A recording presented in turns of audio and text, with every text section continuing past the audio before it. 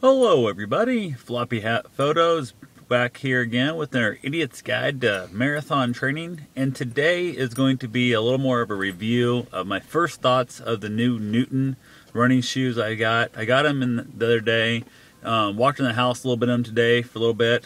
They've got a weird feel to them.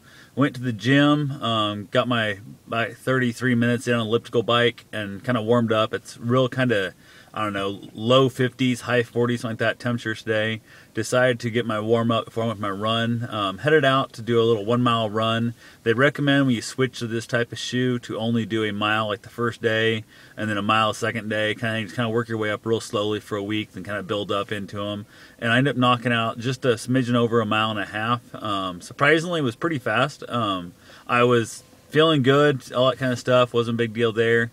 Part of the reason I think I was running a little faster than normal is I was trying to get my body temperature up because it was cold out. I didn't have my proper winter gear because I put away most of my winter running stuff.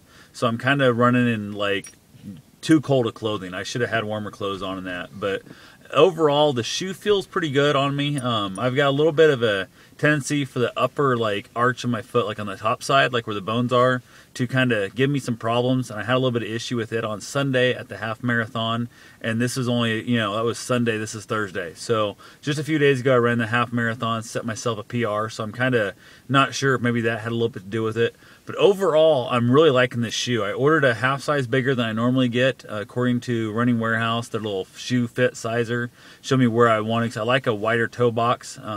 I tend to have problems. I lose toenails, that kind of stuff, pretty easily when I wear a real narrow shoe like a Brooks.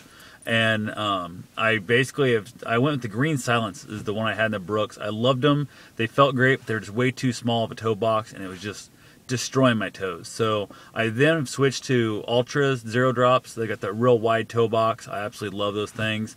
Most of the Instincts and the Instincts 1.5 have been my favorite ones, the bunch. I got a pair of Superior 1.5 also. Pretty big fan of those. But the 1.5 Instinct is right now the favorite that I can get. The original Instinct is still my favorite, but I can't find it anywhere in my size. So I'm stuck upgrading to the 1.5, which I'm finding right now, and I'm pretty happy with it. I want to step up and try the Olympus, but I haven't. I'm just too cheap to do that. So decided to try the Newtons first. I'm going to go ahead and get a little picture of them here. I'm not really sure if you guys can really see how much that's going to show up or not.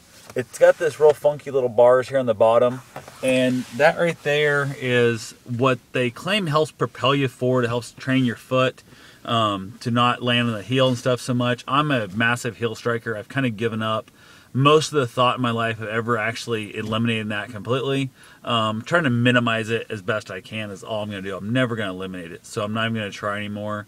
I've ran in some Vibram 5 fingers with no pain at all in the heel to train myself from heel striking, and I'm good for the first few miles, and after I get tired, I just revert back to the heel striking. I just deal with it. So definitely, overall, I got to say right now, like I said, I've only got 1.5 miles in them.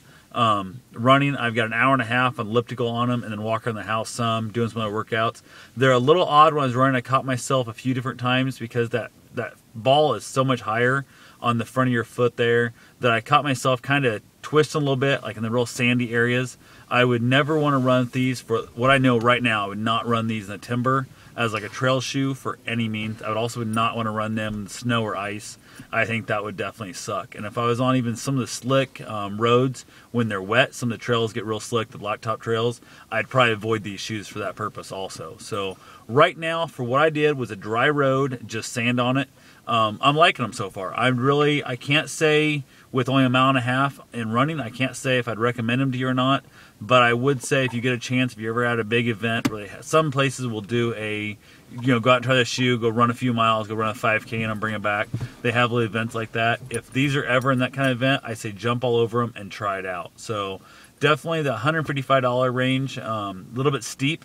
I'd say right now enough if I'd recommend somebody else buying them or not. So at the moment right now, it's a positive. I'd say, I hate to give a number ranking because it might change immensely after I get 10 or 20 or 50 miles in them.